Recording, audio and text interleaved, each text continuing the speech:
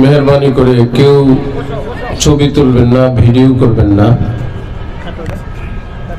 ওনার তো ছবিটা কেটে দাও। আল্লাহর ওয়াস্তে আমার এই কথাটি রাখবেন, ইসলামের দৃষ্টিতে 1400 বছর পর্যন্ত এই পৃথিবীতে ছবি তোলা, সর্বপ্রকার প্রাণীর ছবি এটা হারাম ছিল। 1400 বছর পর নতুন কোন নবী, কোন রাসূল আসেন নাই, কোন আয়াত নাজিল হয় নাই। হাদিস শরীফে যেভাবে প্রাণীর ছবির বিষয়ে রাসূল সাল্লাল্লাহু আলাইহি ওয়াসাল্লামের পক্ষ থেকে নিষেধ আসছে, কিয়ামত পর্যন্ত সেটা সেভাবেই থাকবে। হ্যাঁ, একান্ত প্রয়োজন, পাসপোর্ট, আইডি, দেশ বিদেশ, পরীক্ষা, সেগুলোর ক্ষেত্রে শরীয়তে পাকের পক্ষ থেকে অনুমতি আছে। কিন্তু অত্যন্ত প্রয়োজন, যেটা না হলে নয়, এই সমস্ত ক্ষেত্র ব্যতীত ছবির নিষেধাজ্ঞা, সেই নিষেধাজ্ঞা কিয়ামত পর্যন্ত বহাল থাকবে, সেটা কেউ মানুক বা না মানুক। নামাজ যেমন 5 ওয়াক্ত ফরজ, কিয়ামত পর্যন্ত এটাই থাকবে। চাই কেউ নামাজ পড়ুক কিংবা না পড়ুক, শরীয়তের বিধান পরিবর্তন করার ক্ষমতা পৃথিবীর কারো নাই। ছোট্ট বাচ্চা যারা আছো, ওলামায়ে কেরাম, তোমরা বড়দেরকে একটু জায়গা দাও, তোমরা একটু পিছনে যাও। বড় মানুষ সামনে বসা সুন্নত। ছোট্ট শিশু যারা অবুঝ, তোমরা এক পাশে যাও। যারা পিছনে একদম বিচ্ছিন্ন ভাবে আছেন, কষ্ট করে একটু সামনে তশরিফ নিয়ে আসেন। আর তোমরা কথা বলবা না, এখানে কোনো কথা বলবা না।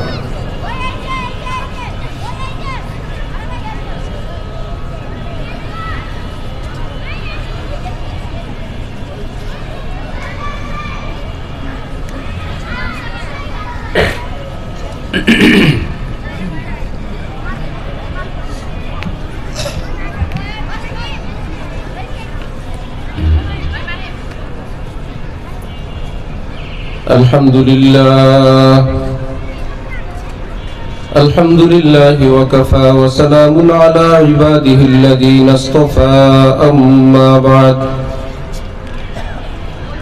ফাআউযু বিল্লাহি মিনাশ শাইতানির রাজীম। বিসমিল্লাহির রহমানির রহিম।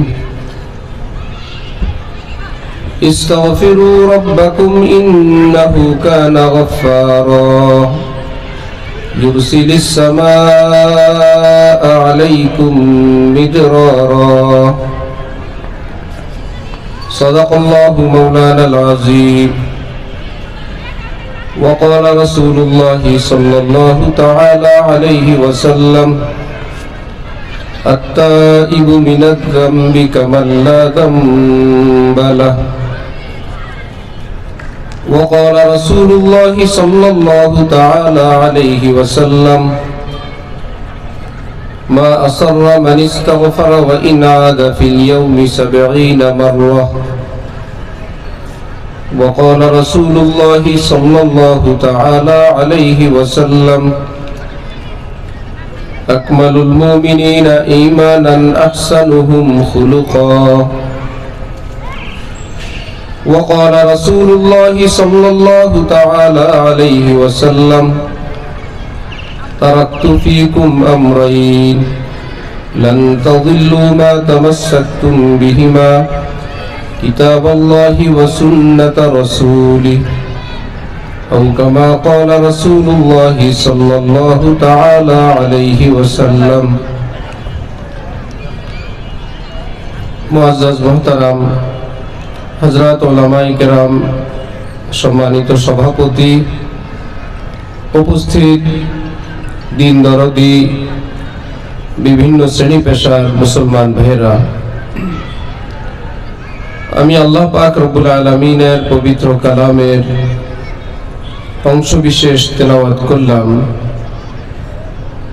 এবং হযরত রাসূল করিম সাল্লাল্লাহু আলাইহি ওয়াসাল্লামের কয়েকখানা হাদিস শরীফের অংশ বিশেষ পাঠ করলাম।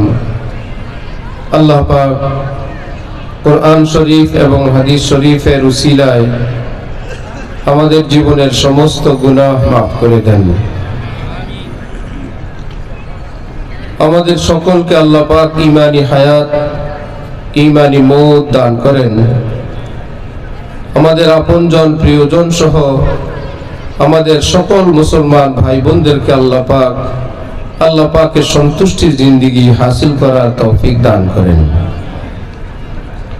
অধ্যকার আজকের এই মাহফিল যারা আয়োজন করলেন, যারা বয়ান করবেন, অংশগ্রহণ করবেন, সহযোগিতা করবেন, কিংবা যাদের ঘরের কাছে, অফিসের কাছে, দোকানের কাছে মাইক লাগানোর কারণে, মাইকের উচ্চ শব্দের কারণে আপনারা কষ্ট করছেন, আল্লাহ পাক সকলকে আল্লাহ পাকের খুশি, আল্লাহ পাকের রহমত দ্বারা দুনিয়া আখিরাতে পুরস্কৃত করেন।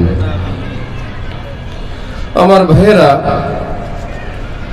আল্লাহ পাক রব্বুল আলামিনের অনেকগুলো নাম প্রসিদ্ধ, যে আল্লাহ পাকের 99টা নাম আছে।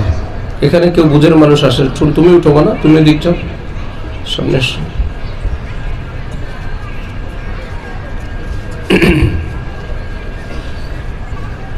সূরা ফাতিহার শুরুতে আল্লাহ রাব্বুল আলামিন মালিকি ইয়াউমিদ্দিন বলার শুরুতে দুইটি নাম বললেন, আর রহমান আর রহিম।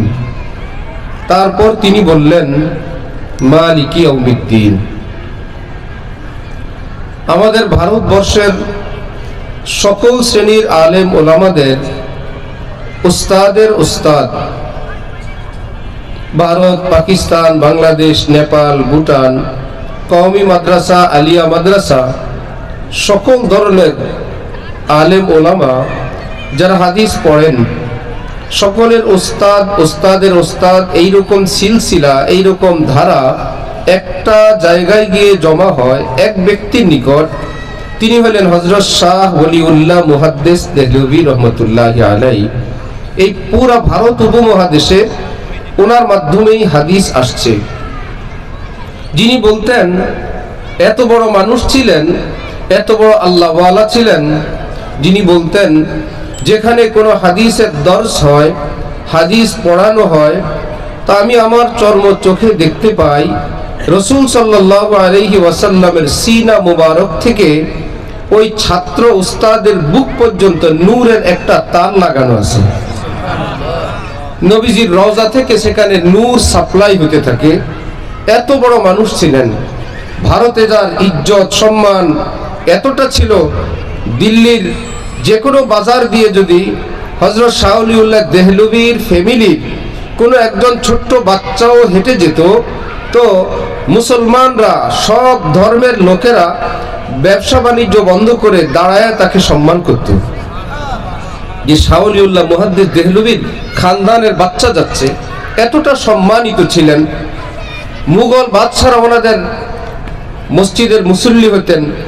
বাদশাদের মধ্যে বাদশাহী থাকে, পয়সা এবং ক্ষমতার দাপট থাকে, সেটাকে ইসলাহ করা, সংশোধন করার জন্য মাঝে মাঝেই তিনি বলতেন, দিলে দারাম জওয়াহির পারাই ইশকাস্তে তাহবিলাস কেদারাত জের গর্দু মীর সামানে কে মন্দারাম।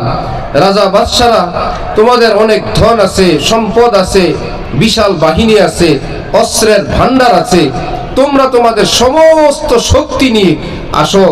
ওলিউল্লাহর বুকের মধ্যে আল্লাহ পাক আল্লাহর মহব্বত মারিফতের যে সম্পদ দান করলেন, সেটার মোকাবেলা করার জন্য আমি একা প্রস্তুত, তোমরা তোমাদের সবকিছু নিয়ে আসো।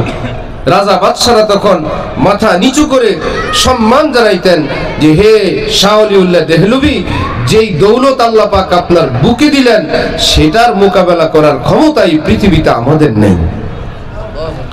শাহ ওলিউল্লাহ মুহাদ্দিস দেহলভীর সন্তান ছিলেন শাহ আব্দুল কাদের। তিনিও সেই বড় বাপের বড় সন্তান।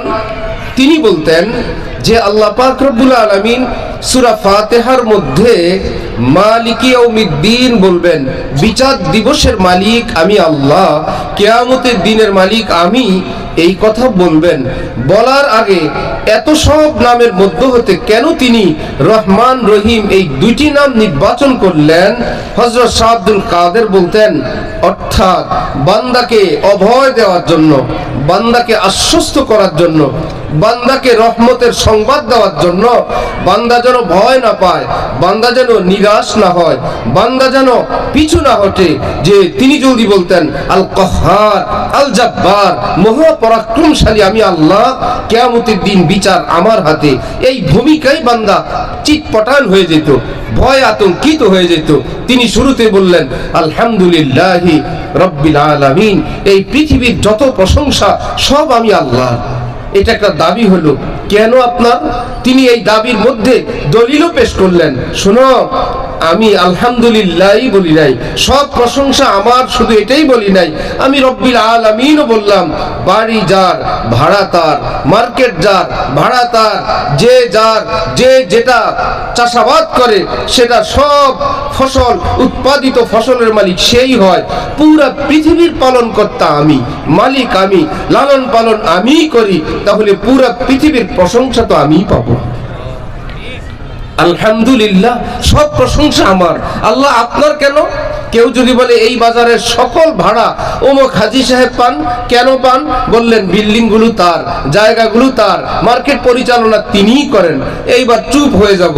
আচ্ছা, তাহলে তো ভাড়া উনিই পাবেন। এত দোকানদার, এত লোক আমরা দেখি, কিন্তু সন্ধ্যা বেলায় মাস শেষে সব ওনার কাছেই জমা হবে। রব্বুল আলামিন বলেন, যদি কোথাও কারো সৌন্দর্য দেখো সেটাও আমার, কণ্ঠ সুন্দর দেখো সেটাও আমার, ফুল দেখো সেটাও আমার, চাঁদ দেখো সেটাও আমার। ওফো, পৃথিবীর যেখানেই তাকাও, আল্লাহু নূরুস সামাওয়াতি ওয়াল আরদ, এই পৃথিবীর সব কিছুই নূর। দিনের আলো আল্লাহর নূর, রাতের অন্ধকারও আল্লাহর নূর। নূর অর্থ জ্যোতি, নূর অর্থ আলো। অন্ধকার আবার আলো, এই দুইটা কেমনে হয়? প্রশ্ন হয় না? যে রাতে দিনের আলো আল্লাহর নূর, এটা মেনে নিলাম। রাতের কালো, এটা আল্লাহর নূর কিভাবে হয়? এক নম্বরে জানেন, স্বর্ণ তো সোনালী কালারেরই হবে, কিন্তু সাদা কালারের কি স্বর্ণ হয় না? হয়, জানেন? একদম রূপার মতন চকচক করে। কি ব্যাপার? হ্যাঁ, এটা হোয়াইট গোল্ড। ব্ল্যাক কালারের হয়, একদম কালো। কি ব্যাপার? এটা ব্ল্যাক গোল্ড। ওহো, গোল্ড জানি তো, গোল্ডের কালারও তো সোনালী কালার পৃথিবীতে বিখ্যাত। পরে জানা গেল সোনারও বহুত কালার আছে। গোলাপ কি এক কালার না বহু কালার? সব কি গোলাপ না? আচ্ছা, বিদ্যুৎ মানে কি ঠান্ডা জিনিস না জ্বালানি? কারেন্ট কি ঠান্ডা জিনিস না গরম জিনিস? তাহলে বিদ্যুৎ গরম জিনিস। আমাদের ফ্রিজ বরফ করে কে? কে অন্য কোনো ঠান্ডা বিদ্যুৎ দিয়ে না, এই বিদ্যুৎ দিয়েই। যেই বিদ্যুতে লাইট জ্বলে সেই বিদ্যুতে ফ্রিজ চলে, সেই বিদ্যুতে ফ্যান ঘুরে, সেই বিদ্যুতে মাইক চলে। পিছনের বিদ্যুৎ একটা, আলাদা কোনো বিদ্যুৎ আনতে হয় নাই। একই বিদ্যুৎ দিয়ে তার কত রং, কত রূপ। এখানে ট্রেন দৌড়ায়, এখানে মাইক চলে, এখানে লাইটের আলো, হিটারে আগুন, ফ্রিজে ডিপ, বরফ। পিছনের একটা বিদ্যুতের যদি এত রং রূপ হয়, রব্বুল আলামিন বলেন সারা পৃথিবীতে যত রং দেখো, রূপ দেখো, রেদায়ে লালাও গুল, পর্দায়ে মাহু अंजुम, जहां जहां भी वो छुपे हैं, अजीब आलम है। एक আল্লাহ ওয়ালা বলেন, গোলাপ কেন সুন্দর আমি বুঝতে পারলাম। চাঁদ সূর্য এত চিকচিক করে কেন আমি টের পাইলাম। চাঁদের আড়ালে আল্লাহ পাক লুকে আছেন, এই জন্য চাঁদ এত সুন্দর হয়ে গেছে। যার হাতের পরশি গোলাপ সুন্দর, সে আল্লাহ জানি কত সুন্দর। এই দিল ই কমর খুশতর, ইয়া আকে কমর সাজাদ। এই দিল ই শকর খুশতর, ইয়া আকে শকর সাজাদ। হে অন্তর, বলো তো ইক্ষু যত মিঠা, ইক্ষুর বানানে ওয়ালা আল্লাহর নাম কত মিঠা। চাঁদ এত সুন্দর, চাঁদের বানানে ওয়ালা আল্লাহ তিনি যাতে কত সুন্দর। তাহলে পৃথিবীর যত রং, যত রূপ, যত সৌন্দর্য, সেটার প্রকৃত মালিক কে? দুনিয়ার কেউ না, আল্লাহ। সুতরাং সেটার প্রশংসা হলে ঘুরে ফিরে কার কাছে যাবে? আল্লাহর কাছে। আমরা কখনো ভাড়া দেই মালিকের কাছে, কখনো আমরা ভাড়া দেই ম্যানেজারের কাছে, কখনো কেয়ারটেকারের কাছে। এগুলো কি তারা মালিক না মালিক? মালিকের কাছেই ঘুরে ফিরে যাবে। সরাসরি মালিক কি দিলেও মালিক পাবে, ম্যানেজারের কিসে দিলেও মালিক পাবে, কেয়ারটেকারের কাছে দিলেও মালিক পাবে। রব্বুল আলামিন বলেন এই পৃথিবীর যত রং, রূপ, তামাশা, সৌন্দর্য, এই সবটার মালিক আমি আল্লাহ। সুতরাং আলহামদুলিল্লাহ, সব প্রশংসা আমি আল্লাহ রব্বিল আলামিন। কেন?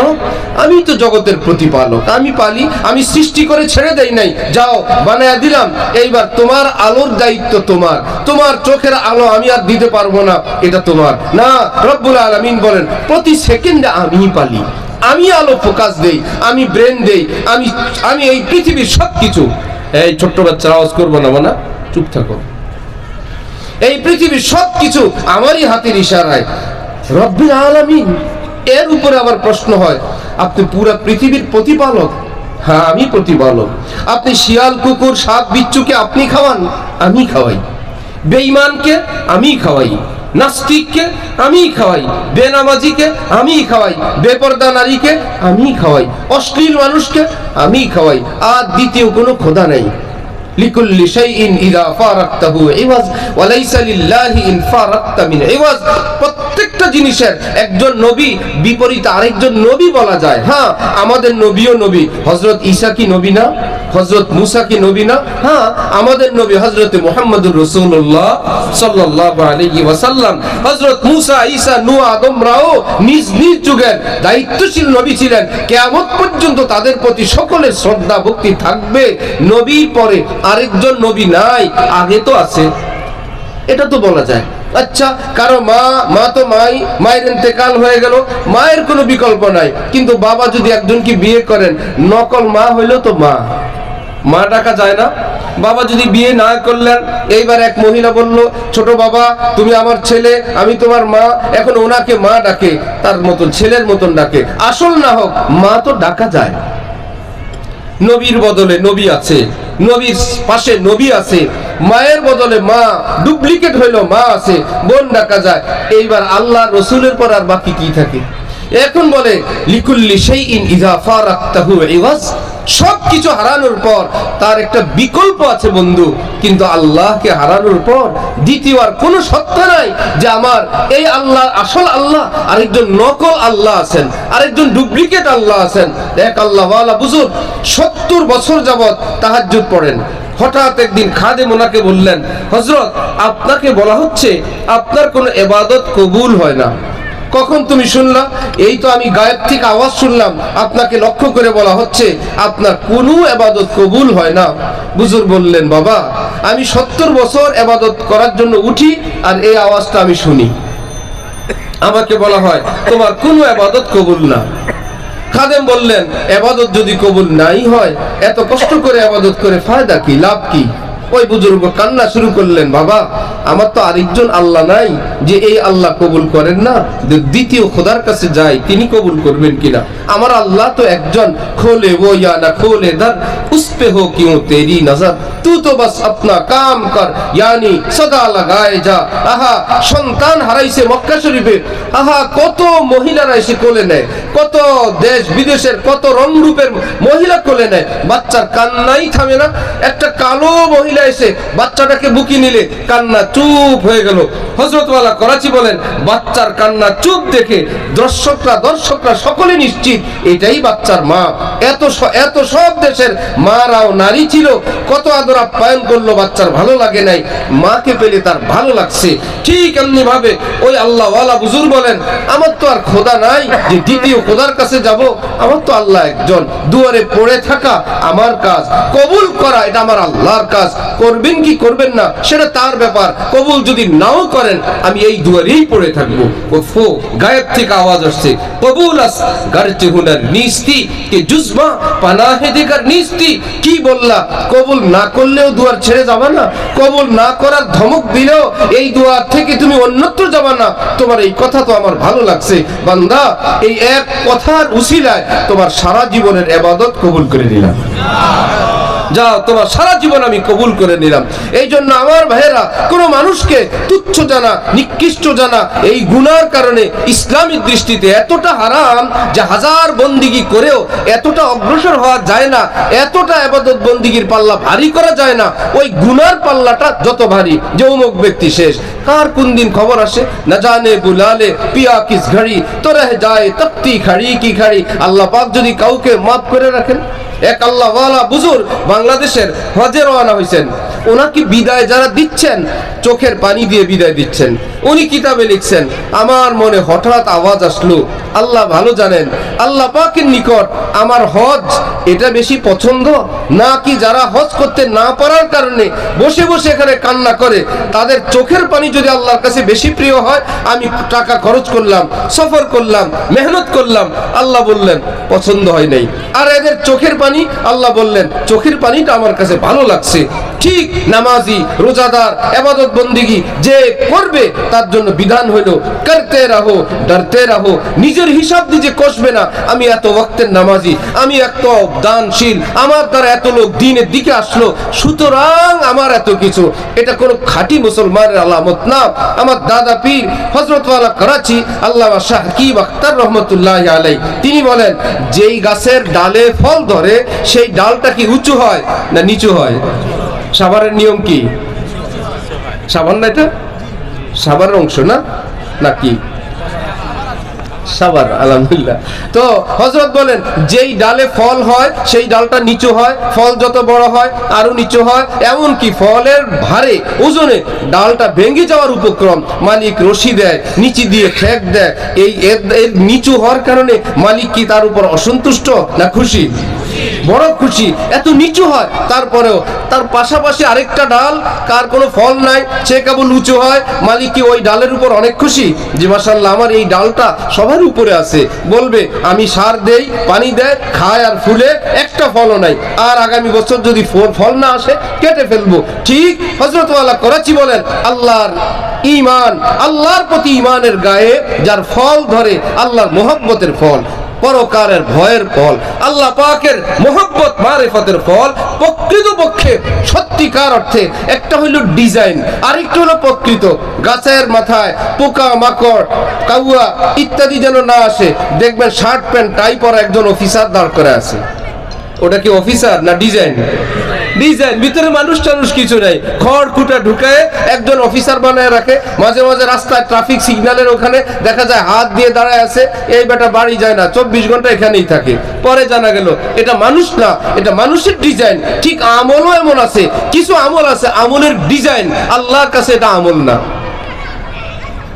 উপরে মাত্র কভার উত্তরে। এই জন্য হযরত জালালউদ্দিন রুমি বলেন, ইকে মি বিনি খেলাফে আদমান নেস্তান্দাদম খেলাফে আদমান। আরে যাকে দেখো আব্বাজান হযরত আদমের মতন ডিজাইন, স্ট্রাকচার, বডি, কিন্তু চরিত্র, মনুষ্যত্ব, আদব আখলাক, আল্লাহর প্রেম, আল্লাহর কাছে তওবা করা, কান্নাকাটি করার গুণাবলী নাই, শুধুই টেরামি, শুধুই অন্যায়, শুধুই বেয়াদবি। বুঝবা এ খেলাফে আদমান, এটা মানুষের কভার, ভিতরে মনুষ্যত্ব না, এটা হাইওয়ান জানোয়ারের জীবন যাপন করে কিন্তু দেখতে মানুষ। জালালউদ্দিন রুমির মতো ব্যক্তি মুসনাদ শরীফের মধ্যে বলতেছেন। তাহলে আমল একটা হলো আমার আপনার দৃষ্টিতে আমল, আরেকটা হলো আল্লাহর দৃষ্টিতে আমল। আমার ভাইয়েরা, আমরা যদি আমল বলি এই আমল কবুল হবে? আল্লাহ যদি বলেন আমল তাহলে কবুল হবে। আমি আপনার দাম বৃদ্ধি করলে, আপনি আমার দাম আসমানে উঠিয়ে দিলে এতে কিছু হয় না। বাজারের গরু একে অপরের দাম বৃদ্ধি করলে এতে গরুর দাম বাড়ে না। যে আপনি 5-এর নিচে বিক্রি হবেন না, আপনি 3-এর নিচে হবেন না, এতে কি আর গরুর দাম বাড়ে? যিনি খরিদ করতে আসবেন তিনি কয় পয়সায় খরিদ করেন, এটাই বড় বিষয়। হযরত শাহ আব্দুল গনি ফুলপুরি রহমতুল্লাহি আলাইহি ভারতের মস্ত বড় আলেম, আল্লাহওয়ালা বুজুর্গ ছিলেন। বারবার রাসূলুল্লাহ সাল্লাল্লাহু আলাইহি ওয়াসাল্লামকে স্বপ্নে দেখেন।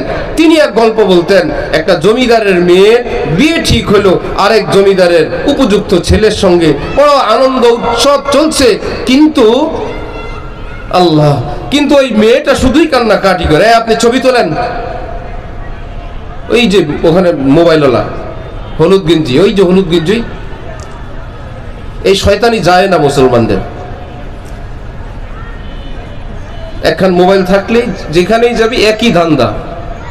যে ছবি তোলে সে বয়ান শুনতে পারে, এর আশপাশে কয়েকজন বয়ান শুনতে পারে, কতক্ষণ পর পর নতুন নতুন পোস্ট, নতুন। ইবলিস এত ছোটখাটো শিক্ষিত না, আমার আপনার মতো এত মূর্খ না ইবলিস। যে আসছে মাহফিলে, এটাকে কিভাবে একটা সিস্টেমে তুমি এবং তোমার আশপাশের 2-4-10 জনেরটা বরবাদ করা যায়। এই এখন দেখে এই তো স্ক্রিনের মধ্যে আসলো, এই পোস্টার ঠিক আছে, এখন একটা ছবি তোলা দরকার, এই ভিডিও, সেও শেষ, তার আশপাশের কয়েকজনও শেষ, এক এক ফাঁকে ফাঁকে ফাঁকে ফাঁকে শেষ, আর সামনে তো ডান্ডা লাগা রাখলে এখানেই শেষ, একে তো এখানেই শেষ, এরপরে গুনাহ তো আছেই।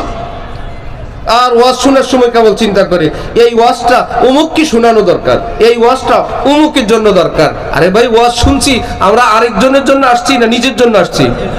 কিন্তু ইবলিস মনে মনে আপনার আমার মনে মনের মধ্যে মেডিসিন দিবে, এই ওয়াজটা অমুকের শোনার দরকার ছিল, তার মানে নিজেরই ছুটি দিয়ে দিল, অমুক ব্যক্তি শুনলে ভালো হইতো, তাকে শোনানো দরকার। এই জন্য ইবলিস মানুষকে ডাইভার্ট করার জন্য এবং বঞ্চিত করার জন্য বড় এক্সপার্ট।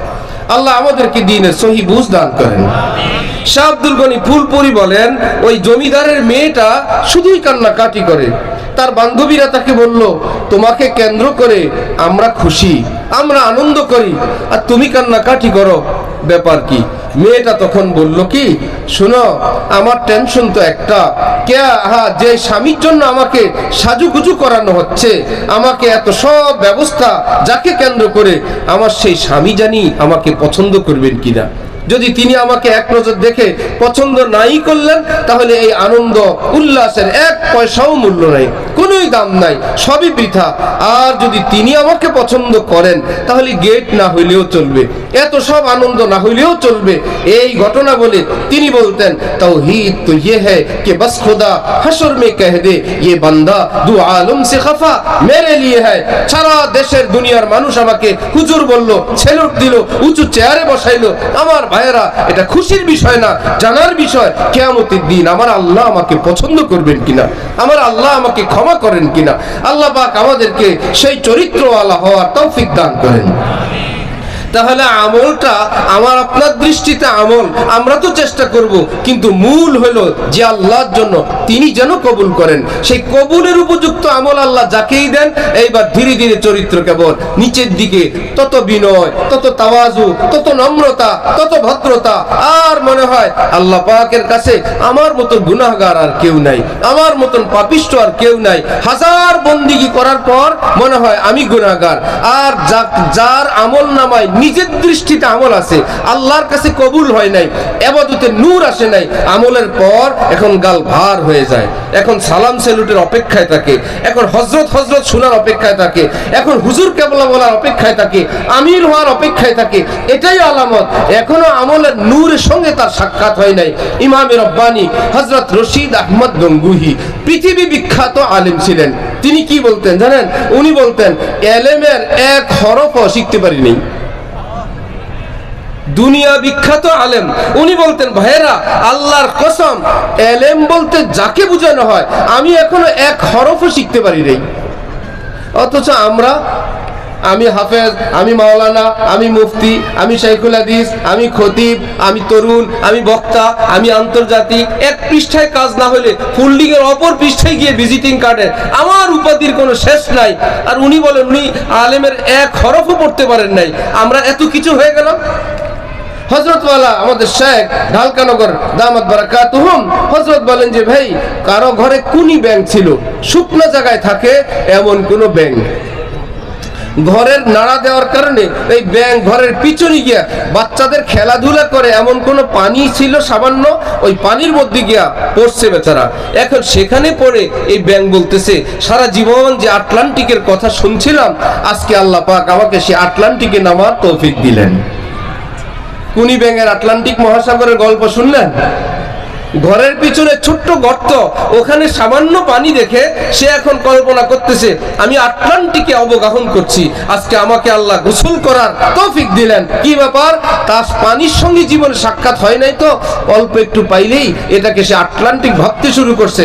প্রকৃত এলেম এর সঙ্গে সাক্ষাৎ না হওয়ার কারণে আমরা বড় বড় হযরত হয়ে গেছি, বড় বড় হুজুর হয়ে গেছি, হাজী হয়ে গেছি, আমি সব হয়ে গেছি। এটাই আলামত আমাদের এলেমের সঙ্গে এখনো সাক্ষাৎ হয় নাই। আর যদি সাক্ষাৎ হয়েই যেত তখন হাসতো সবাই, আরে সাগরের সামনে এটা কোনো পানি, এটা কোনো পানি না। এক সাগর পানির সামনে একটা পুকুরের পানি কোনো পানি? সবাই বলবে এটা কোনো পানি না। ঠিক ইমাম রব্বানি যে বলতেন, আমার এলেমটা কোনো এলেমই না, এক হরফ না। এলেম শিখতে শিখতে শিখতে শিখতে খাঁটি এলেম, হাকিকি এলেম, আল্লাহ পাকের সে এলমের সাগর দেখার কারণে ওই তুলনায় নিজের দিকে তাকায় দেখেন, আমি যেগুলো পড়ছি এগুলো এক হরফ হবে না। আল্লাহ আমাদেরকে সে এলেমওয়ালা আমলওয়ালা হওয়ার তৌফিক দান করেন। তাহলে কি বলতেছিলাম? আর রহমান আর রহিম মনে আছে? তাহলে পৃথিবীকে আল্লাহ পাক খাওয়ান কাকে? শুধু মুসলমানকে না সকলকে? শুধু নামাজিকে না বেনামাজিকেও? শুধু মুসলমান না অমুসলিমকেও? শুধু মানুষকে না পোকামাকড়কেও?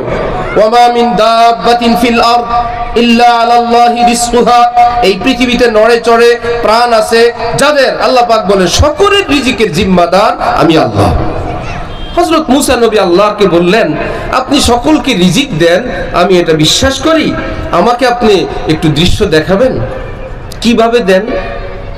আল্লাহ হযরত মুসা নবীকে বললেন, ঠিক আছে, একটা দেখাই উদাহরণ, তোমার হাতের লাঠি দ্বারা অমুক পাথরকে তুমি আঘাত করো। হযরত মুসা আলাইহিস সালাম আঘাত করলেন, পাথরটা দুই টুকরা হলো, আবার আঘাত, আবার টুকরা, আবার আঘাত, আবার টুকরা। যেই পাথরের কোনো পাশে কোনো ছিদ্র নাই, একদম শক্ত নিশ্ছিদ্র পাথরের ভিতর থেকে ছোট্ট একটা পোকা বের হলো। কি ভাইরা, পোকা একটা প্রাণী না? প্রাণীর জন্য অক্সিজেন প্রয়োজন না? সেখানে থাকে কেমনে?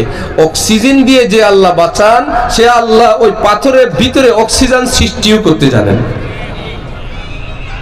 এই জন্য বিজ্ঞানীদের বিজ্ঞান এক একটা জায়গায় গিয়ে আটকে যায়, কারণ তারা তাদের কাগজ কলম দিয়ে হিসাব করে আল্লাহর এলেমকে, আল্লাহর শক্তিকে, শেষে বলে না, এটার কোনো অস্তিত্ব থাকতে পারে না, এটা বিজ্ঞান সাপোর্ট করে না। শুনছেন? কে সাপোর্ট করে না? বিজ্ঞান সাপোর্ট করে না। টুপি আর মাথা কার মাপে কোনটা হবে? টুপির মাপে মাথা না মাথার মাপে টুপি? যদি চেঞ্জ করতে হয়, কাটছাট করতে হয়, ছোট বড় করতে হয়, মাথা কেটে ছোট করবেন না টুপি কাটবেন? একবার দুইবার পরিবর্তন হয়েছে, পরে বলে এখন তো এটা কি হয়ে গেল, এই টুপিটা ছোট হয়ে গেল, ঠিক আছে মাথাটা একটু সাইজ করে নিয়ে আসো। এমন পাগল আছে দুনিয়ায়? যতবার চেঞ্জ করতে হয়, বাদ দিতে হয়, টুপি বাদ দিব, মাথা যেমন আছে তেমনই থাকবে। যতবার পরিবর্তন করতে হয়, যত কাটছাট করতে হয়, এই পৃথিবীর আইন কানুন জ্ঞান বিজ্ঞানকে পরিবর্তন করব, আল্লাহর কোরআনে হাত দেওয়া যাবে না। এটাই বিধান। আল্লাহ পাক আমাদেরকে আল্লাহ দ্বীন বুঝার তৌফিক দান করেন। অক্সিজেন ভাই মায়ের গর্ভে, আল্লাহ পাক মায়ের গর্ভে কি বাচ্চা শুকনায় থাকে না পানির ভিতরে থাকে? পানির ভিতরে থাকে। তার নাকের মধ্যে কি কি আলাদা স্টিকার লাগানো থাকে? কানে কিছু থাকে, মুখে কিছু থাকে। বা ডাক্তাররাই বলে পানি কমে যাচ্ছে, তার মানে পানির ভিতরে আছে, সেই পানি তার মুখে ঢুকে না, নাকে ঢুকে না, আবার বাচ্চা জীবিত, আবার বাচ্চা নড়াচড়া করে, আবার তার মুখটাও খোলা। রব্বুল আলামিন বলেন, আমি চাইলে একটা জীবিত বাচ্চাকে পানির ভিতরেও জীবিত রাখতে পারি। আমার ব্যাপার, আমার ফয়সালা। হযরত মুসা অগ্রসর হইলেন, গিয়ে দেখেন ওই ছোট্ট পোকার অস্তিত্বটাই তো একটা অবাক কাণ্ড, কিন্তু তার মুখে আবার সবুজ ঘাস থাকে পাথরের ভিতরে। যেই পাথরে কোনো ছিদ্র নাই, সেই পাথরের ভিতরে থাকে, আবার সবুজ ঘাস খায়, আবার কি যেন আরবিতে গুনগুন করে বলে। হযরত মুসা আলাইহিস সালাম কাছে গেলেন, গিয়ে দেখেন আরবিতে আল্লাহ পাকের প্রশংসা বলে, সুবহানা মান ইয়ারানি, আমার আল্লাহ বড় পবিত্র, যিনি আমাকে নজরে নজরে রাখেন। ওয়ায়ারিফু মাকানি, আমি কোথায় থাকি আমার জায়গাটা চিনেন। ওয়ারযুকুনি, আমাকে খুব রিজিক দান করেন। ওয়ালা ইয়ানসানি, একদিন একবারের জন্য আমার জায়গাটা তিনি ভুলে যান না। সুবহানাল্লাহ। আমাকে চিনেন, আমাকে দেখে দেখে রাখেন, আমার ক্ষুধা লাগলেই তিনি খাবার পাঠান। বলেন না বড় কাউকে খাবার দিচ্ছি, বলেন না এখন সিরিয়া হামলা চলছে, বলেন না আমি ফিলিস্তিন নিয়ে ব্যস্ত আছি, বলেন না আমি মানব জাতি দিনদার বুজুর্গদেরকে খাওয়াচ্ছি, তোমাকে একটু পরে দেই। ওই পোকা বলতেছে যখনই ক্ষুধা লাগে আমার আল্লাহ সাথে সাথে খাবার পাঠায় দেন। আল্লাহ আপনি এইরকম দৃশ্য দেখাইলেন।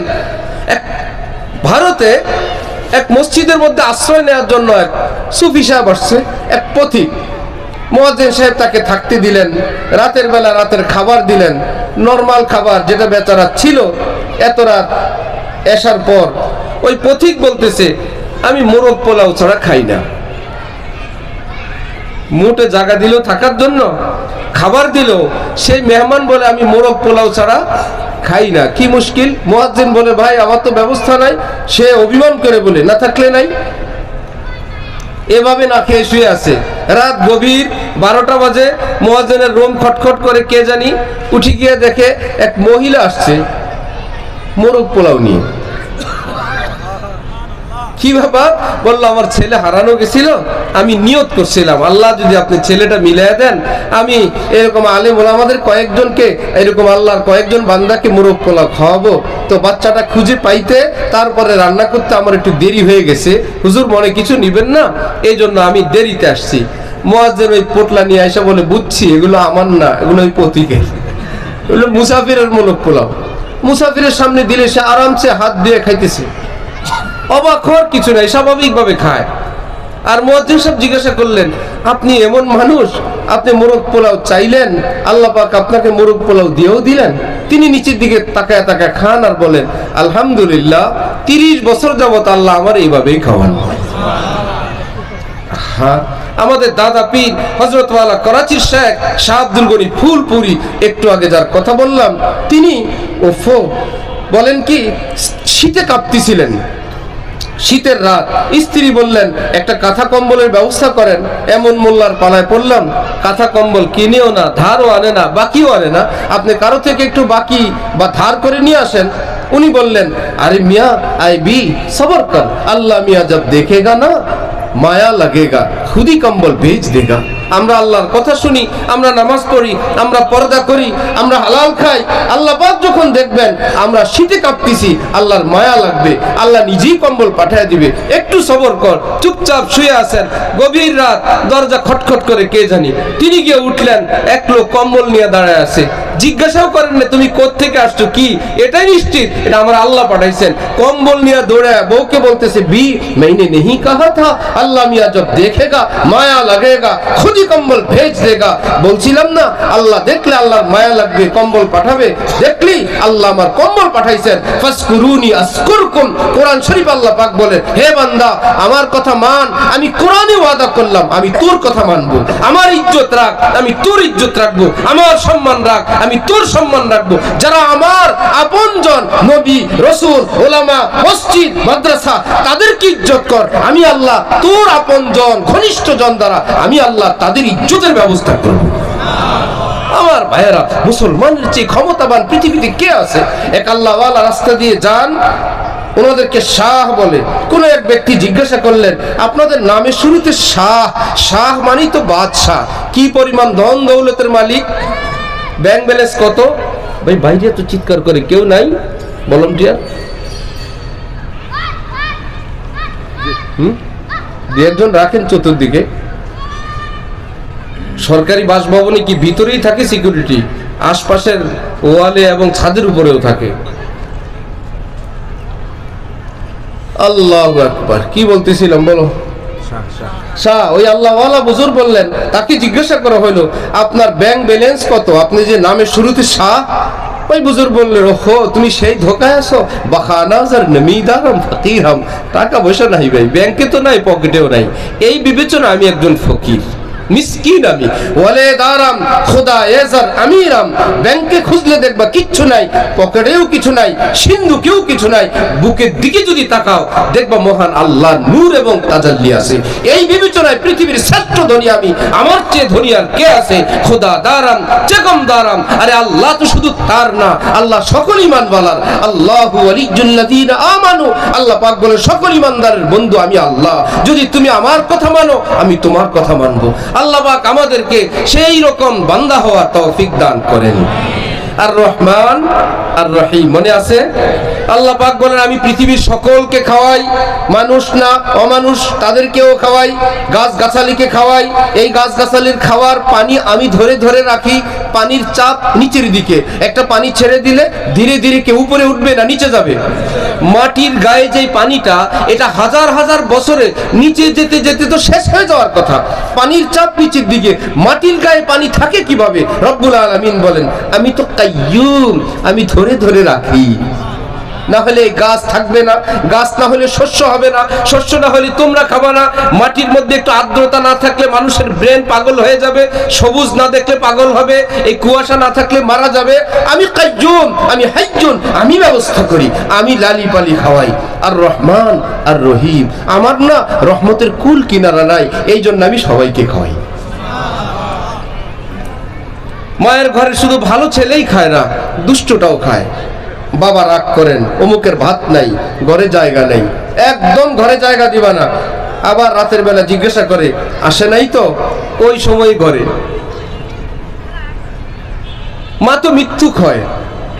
মায়েরা বাবাদের কাছে কত মিথ্যা কথা ছেলের জন্য বলে, মেয়ের জন্য বলে, কেবল দোষ লুকাইতে চায়। আসে নাই তো না। এখন পাশের রুমে সে অপরাধী ছেলে, বাবা সেই রুমে যেতে নিলে ওই রুমে অসুবিধা আছে। কে আছে? ওই অমুক ভাবি আছে, অমুক হুজুরের বউ আছে, ওই রুমে যাওয়া যাবে না। আসলে অপরাধী ছেলেটা কেবল লুকায় রাখে। এইবার বাবা আরেক দিক তাকালে ইশারা দেওয়া, ভাগায় দাও।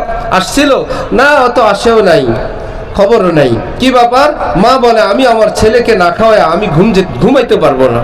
হোক সে অপরাধী, হোক সে আসামি, মায়ের অন্তরে এতটা টান থাকে, হাজার অপরাধ করার পর ওই দুষ্ট অসভ্য ছেলেটাও যদি রাত গভীরে মায়ের রুমের পাশে এসে বলে, মা আমি আব্দুর রহমান, মা গো মা আমি আজকে সারাদিন খাবার খাই নেই। এবার মায়ের ঘুম হারাম।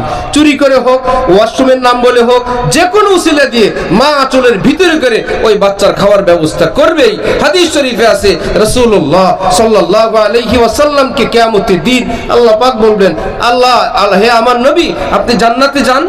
নবীজি বলবেন, আমার উম্মতের হিসাব বাকি, আমি জান্নাতে চলে যাব? আমি জান্নাতে যাব না। ঠিক আছে, তাহলে 50% উম্মত জান্নাতে পাঠিয়ে দেই, আপনি এবার চলে যান। নবীজি বলবেন, তাহলে আর 50% কি হবে? কোন মায়ের ছেলে যদি অপরাধ করে, সালিশি যদি বসে, সেই মা কি ঘুমিয়ে পড়েন? আশপাশে শুধু ঘুরতে থাকেন। যেই মুরগির একটা বাচ্চা কেউ নিয়ে যায়, যেই কাক কিংবা পাখির বাচ্চা কেউ নিয়ে যায়, ওই পাখিরা যেরকম উপরে ঘুরতে থাকে যে আমার সন্তান কেউ নিয়ে গেছে, ওই মা কেবল ছটফট করে আশেপাশে ঘুরে আর কেবল বলে, আল্লাহ বিচারকদের অন্তরে তুমি রহম করো, তাদের অন্তরে তুমি রহমত নাজিল করো, আমার ছেলে তো অপরাধী, আল্লাহ তারা যেন মাফ করে দেয়। নবীজি বলেন, আমার উম্মতের বিচার হবে, আমি জান্নাতে যাব না? আল্লাহ পাক বলবেন, তাহলে 2/3, 3 ভাগের 2 ভাগ পাঠিয়ে দিই, চরম অপরাধীগুলো সেগুলোর হিসাব হবে, বাকিদেরকে নিয়ে আপনি জান্নাতে চলে যান। নবীজি বলবেন, আল্লাহ পাক আপনি বলছিলেন, ওয়ালা সাউফা ইউতিকা রাব্বুকা ফাতারদা, আপনি আমাকে এত দেওয়া দিবেন, এতটা দিবেন, আপনি আমাকে খুশি করবেন। আল্লাহ আপনি না বলছেন আমাকে খুশি করবেন? তখন আল্লাহ বলবেন, আপনি কি পাইলে খুশি হবেন? নবীজি বলেন, সামান্য ঈমান আছে যাদের, হাজার ভুল বিচ্যুতি ছিল, আল্লাহ আজকে কিয়ামত পর্যন্ত তো অনেক শাস্তি হয়ে গেল, আজকে শেষ দিন, আমি বলবো সামান্য ঈমান যাদের বুকে আছে, আমি নবী তাদের জন্য সুপারিশ করতেছি, আপনি সকলকে জান্নাত দান করেন।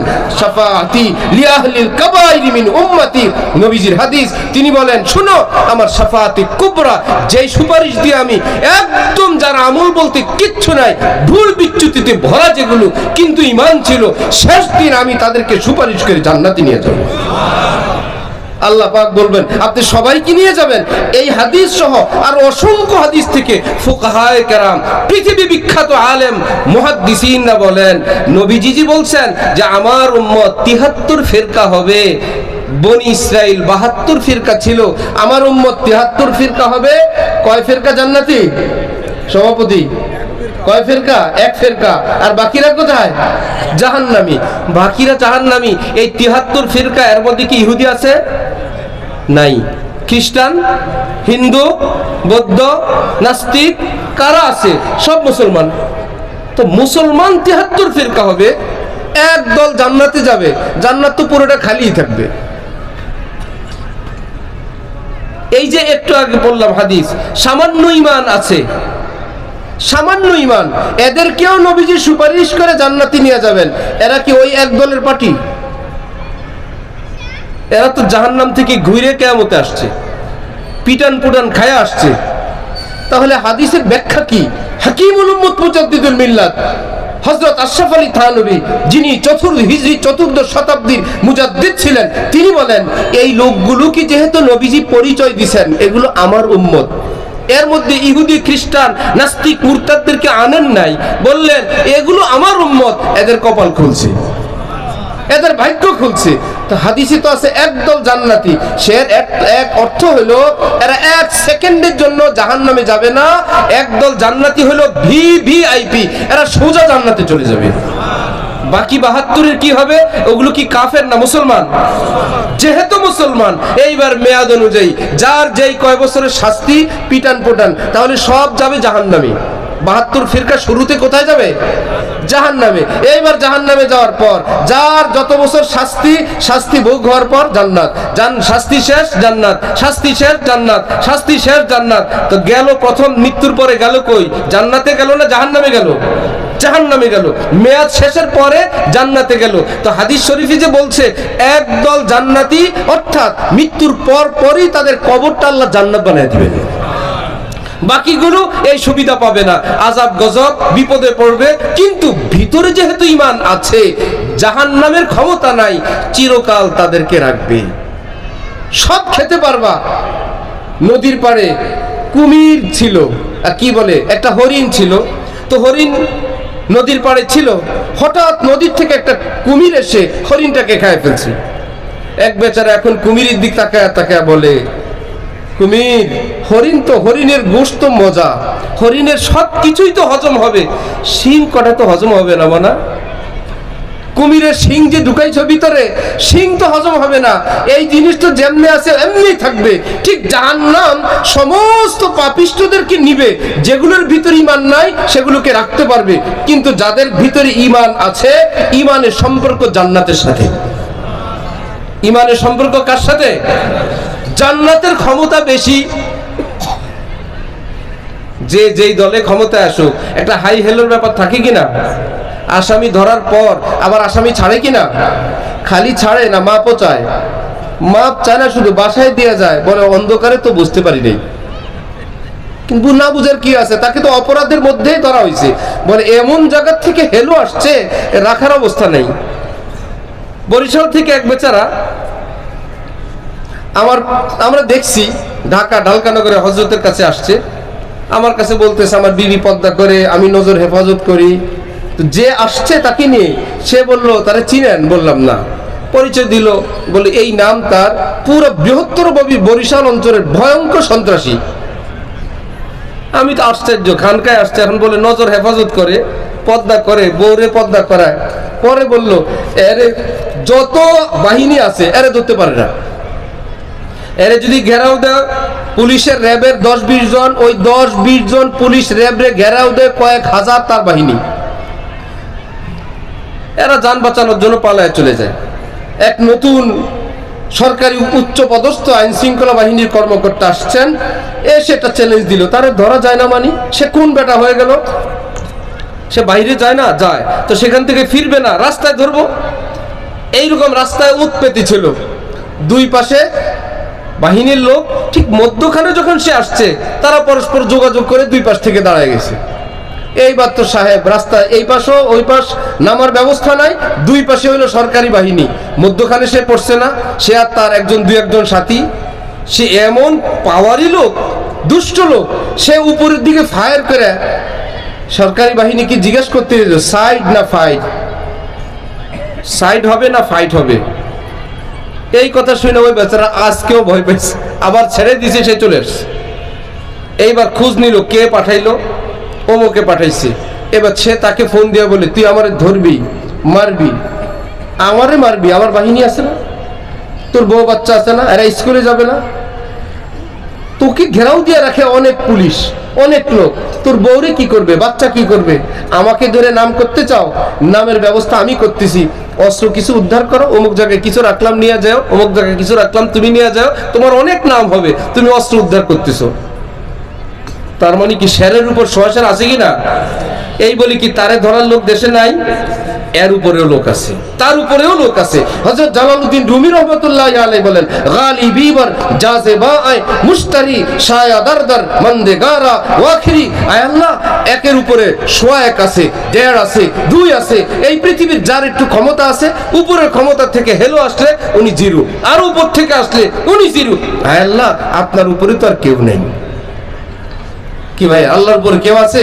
আল্লাহ আপনি যদি আমাকে ধরেন, আপনাকে কেউ হেলো বলার ক্ষমতা নাই। হে আল্লাহ আপনি অমুককে ছেড়ে দেন, আল্লাহ আপনার পায়ে ধরি, আপনি আমাকে একটু আপনার রহমতের হাত দ্বারা ধরেন। আমি নিশ্চিত আপনি যদি আমাকে ধরেন, এই পৃথিবীর হাজার জাহান্নাম টানতে পারবে, আমাকে আপনার হাত থেকে ছুটাইতে পারবে না। তাহলে জাহান্নাম সবকিছু জ্বালাইতে পারবে, হজম করতে পারবে, ঈমান জ্বালাইতে পারে? এই ক্ষমতা জাহান্নামের নাই। এখন কি অবস্থা, জ্বালাইতে জ্বালাইতে দেখে ঈমান জ্বলেই না। স্বর্ণকারের কাছে স্বর্ণ দিবেন 1 ভরি, এসিড দিয়ে বলবে 14 আনা, 2 আনা শেষ। ভাই 14 আনা 2 আনা শেষ হইলো, স্বর্ণ শেষ হইলো না। বললো এসিডের ক্ষমতা নাই স্বর্ণ পোড়ানোর। কি ক্ষমতা আছে? লোহা লক্কর দিলে সেটা পোড়ায় ফেলবে, স্বর্ণ পোড়াইতে পারে না। ঠিক এসিডের যেমন ক্ষমতা নির্ধারিত, এক পর্যায়ে গিয়ে সে থেমে যায়। জাহান্নামকে আল্লাহ পাক একটা ক্ষমতা দিবেন, সব পোড়াবে, ঈমান পোড়াইতে পারবে না। এখন এই লোকগুলো গেল জাহান্নামে, ঈমান থাকার কারণে ঈমান তার জ্বললো না, সব জ্বললো। হাদিসে পাকে আছে কয়লা হয়ে যাবে মানুষটা। আল্লাহ পাক নহরুল হায়াত রাখছেন জান্নাতের পাশে, সেখানে গিয়ে ফেরেশতাদেরকে বলবেন এখানে একটা চুবানি দাও, দেওয়ার সাথে সাথে একদম নাদুস নুদুস লাহিম শাহিম হৃষ্টপুষ্ট একজন ইমানদার বান্দা আল্লাহ তাকে বানায় দিবেন। ওই দেহে কি গুনার দাগ আছে? ইমানটা ফ্রেশ, বডিটাও ফ্রেশ। এইবার রব্বুল আলামিন বলেন, যাও বান্দা, আমি আল্লাহ তোমার জন্য দুনিয়ার মতন 10 দুনিয়ার সমান একটা জান্নাত প্রস্তুত করে রাখছি। তাহলে এই বেচারা কি একদম শুরুর জান্নাতি না শেষের জান্নাতি? তাহলে 2 গ্রুপ তো দেখাই দাও, কেউ শুরুতে জান্নাতে যাবে, কেউ শেষে যাবে। হাদিসে তো আছে 1 গ্রুপ যাবে, তাহলে এই পরের গ্রুপ কই? বা আমরাও সারা জীবন শুনে আসছি 73-এর মধ্যে 1 ফিরকা জান্নাতি, বাকিরা জাহান্নামী। এই 1 ফিরকা অর্থ ডাইরেক্ট জান্নাতি, আর বাকিরা জাহান্নামী অর্থ প্রাথমিকভাবে বাকি সবগুলো জাহান্নামে যাবে, কিন্তু স্থায়ী হবে না। আল্লাহ পাক ধীরে ধীরে ধীরে ধীরে সবাইকে, যেহেতু তারা মুসলিম মুমিন, আল্লাহ পাক সকলকে জান্নাত দান করে দিবেন। হ্যাঁ, এখন কথা হলো, আমরা কি সেই জ্বলে পুড়ে জান্নাতে যেতে চাই না শুরুতে যেতে চাই? ভুল তো করে ফেলছি, জাহান্নামের কাজ তো হয়ে গেছে। আমার ভাইয়েরা, আল্লাহ রসুল বলেন আত্তাইবু মিনাজ যামবি কামাল্লা যামবালা। আল্লাহ চোখে পানি দিচ্ছেন না? আল্লাহ তোমার জন্য তওবার ব্যবস্থা করছেন না? তুমি যদি তওবা করো, আমি নবী ঘোষণা দিচ্ছি, মায়ের গর্ভ থেকে এই পৃথিবীতে যতটা নিষ্পাপ আসছিলা, খাঁটি তওবা করলে তোমাকে আল্লাহ আজকেও সেই রকম নিষ্পাপ বানিয়ে দিবেন। তাহলে পিছনের জীবনটা ডিলিট করার ব্যবস্থা তো আছে, ভুল করে ফেলছি, ক্ষমার ব্যবস্থা আছে। রব্বুল আলামিন বলেন আর রহমান আর রহিম, আমার রহমতের কোনো কুল কিনারা নাই। এইবার বলেন মালিক ইয়াউমিদ্দিন, বান্দারা যিনি রহমান যিনি রহিম, কিয়ামত দিবসের বিচার সেই রহমান রহিমের হাতে। এর রহমান রহিম বলি কি ভয় দিলেন না সাহস দিলেন? বুঝে আসে? কি সাহস দিলেন? আমার রহমত অনেক, বিচার আমি করব। তার মানে কি অনেক কঠোর ভাবে করব না রহমতের মাধ্যমে করব? এই ইঙ্গিত দিলেন। কোন বাবা যদি ছেলেকে বলে আমাদের অনেক টাকা, আমাদের গাড়ির কারখানা আছে, আমাদের হেলিকপ্টার আছে, অমুক ব্যাংক আমাদের, এই যে মার্কেট এটা আমাদের, বাচ্চারা বাবার হাত ধরে যায়, এর মধ্যে বললো আব্বু আমি একটা চকলেট খাবো। বাবা যদি বলে শয়তান, টাকা পয়সা নষ্ট করবে, টাকা পয়সার সমস্যা আছে। আগের কথা পরের কথা কোনো মিল আছে? একটু আগে কি ফুটানি করলেন, একটা মিমি চকলেট খেতে চায়, এখন বললেন টাকা পয়সা নষ্ট করা যাবে না। আগের কথার সঙ্গে পরের কথা মিল হইল না। হ্যাঁ, এই আগের কথার পরে যদি বাচ্চা বললো বাবা আমি একটা মিমি খাবো, বাবা যদি বলে আরে এগুলো ভালো না, হ্যাঁ হ্যালো ম্যানেজার কোথায়, অমুক কোম্পানির স্পেশাল মিমি 1 কার্টুন আমার বাসায় পাঠাও তো। বাচ্চা কি কার্টুন চেয়েছিল না অল্প চেয়েছিল? মেরে করিম সে কতরা গর কিসি নে মাঙ্গা, দরিয়া বাহা দিয়ে হ্যাঁ দুর্বে বাহা দিয়ে হ্যাঁ। রাজার কাছে কেউ 10 টাকা চাইতে পারে, মিনিস্টারের কাছে 10 টাকা চাইতে পারে, আমারে 10 টাকা দেন। যিনি দিবেন তিনি বলেন আরে তুই ফকির, 10 টাকা চাইতে পারো, আমি 10 টাকা দিতে পারি না। আল্লাহর কাছে কেউ 1 ফোঁটা চাইতে পারে, আল্লাহ পাক বলেন আমি যাকে দেই ফোঁটা দেই না, কমপক্ষে একটা সাগর দান করে দিই। এই জন্য রব্বুল আলামিন আমাদের জন্য, আমার ভাইয়েরা, তওবার ব্যবস্থা রাখছেন। আসছিলাম পৃথিবীতে নিষ্পাপ, এখন পাপিষ্টের খাতায় আছি। আল্লাহ বলেন বান্দাদা তওবা করলে আমি আল্লাহ তোমাদেরকে মাফ করব, কারণ গফুরুল ওয়াদুদ, আমি ভীষণ ক্ষমাওয়ালা, ভীষণ মায়াওয়ালা। হযরত ওয়ালা করাচি বলেন ক্ষমাওয়ালার পরে মায়াওয়ালা ওয়াদুদ শব্দ নাজিল করে আল্লাহ পাক ইঙ্গিত করলেন আমি যে তোদেরকে ক্ষমা করি তোদের কারণে না, যে তোমার চোখের পানি, তোমার তওবা, তওবার চোটে না, আমি আমার মায়ার চোটেই আমি মাফ করে দিয়ে দিই। বাচ্চা ঘুমে পেশাবের উপর পড়ে থাকে, বাচ্চা দিব্যি ঘুমায়, মা যে রাতের বেলা তার কাঁথা চেঞ্জ করে দেন, বাচ্চার কান্নার চোটে না মায়ার চোটে? বাচ্চা তো জানেও না, কত আলতু ভাবে উঠায়, বুকটা গরম, এই জায়গাটা শোয়ায়, কাঁথাটা একটু ঠান্ডা হয়ে গেল, এটা কি কোনো কিছু দিয়ে একটু হালকা গরম করে আগের উমের সঙ্গে মিলায় পিঠের নিচে দিয়ে আলতু ভাবে ঘুম পাড়ায় দেয়। কি ব্যাপার? বাচ্চা তো অ্যাপ্লিকেশনও করে নাই, দরখাস্তও করে নাই, মা তার মায়ার চোটে এত চেঞ্জ করেন। রব্বুল আলামিন বলে, আরে বান্দা, কিছু তওবা তো তোদের চোখের পানির উছিলায়, তওবার উছিলায় কত গুনাহ আমি মায়ার চোটে নিজেই মাফ করে দিয়ে দিই। আল্লাহ আমাদেরকে আল্লাহর কাছে খাঁটি দিলে তওবা করার তৌফিক দান করেন।